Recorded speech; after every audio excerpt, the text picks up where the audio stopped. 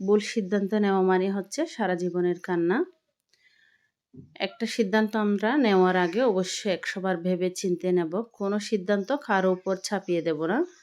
যেমন আমার ছেলে-মেয়ে হোক, আমার নিজের উপর হোক, কোনো সিদ্ধান্ত কারো উপর চাপিয়ে দেওয়া ঠিক না। চিন্তা করে দেখতে হবে এই সিদ্ধান্তটা নেওয়া আমার জন্য কতটা উপযোগী, এটা ভেবে চিন্তে দেখা কিন্তু খুবই জরুরি একটা কাজ।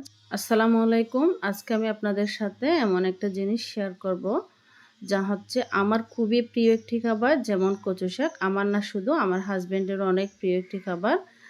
আজকে এই রেসিপিটা আমি এমনভাবে আপনাদেরকে দেখাবো যে এই কচু শাক খেতে চায় না, তারাও কিন্তু অনেক চেটেপুটে খাবে একদম। তো আমি প্রথমে কিছুটা ধনিয়া, তারপরে হচ্ছে জিরা, আর কিছুটা কয়েকটা গরম মশলা একটু ভেজে তারপর ওগুলো হচ্ছে একটু গুঁড়া করে নিয়েছি। এখন রসুন আর একটা দিয়েছি বোম্বাই মরিচ, কাঁচা মরিচ আর আদা কুচি দিয়ে একটু ভালো করে গুঁড়া করে নিব।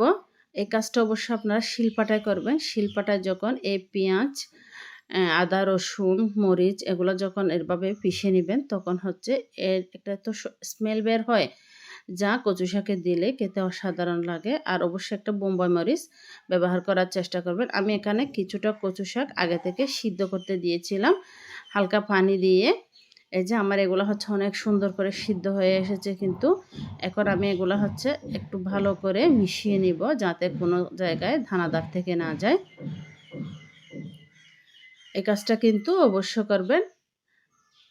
এই যে আমার কিন্তু এটা মোটামুটি মেশানো হয়ে গেল। আমি এখানে কিছুটা তেল দিয়ে দিলাম।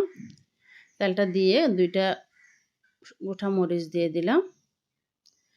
মরিচটা দেওয়ার ফলে সুন্দর একটা স্মেল বের হবে, তাই দিলাম। এখানে আর দিয়ে দিলাম কয়েকটা গোটা জিরা। গোটা জিরাটা দিয়ে সেই রসুন বাটা, রসুন, আদা আর পেঁয়াজ আর বোম্বাই মরিচের সেই বাটাটা দিয়ে দিব। দিয়ে হালকা কিছুক্ষণ নাড়াচাড়া করে একটু ভেজে নিব। দিয়ে দিলাম 2টার মতো তেজপাতা। দিয়ে এখন এই কচু শাকটা ঢেলে দিব।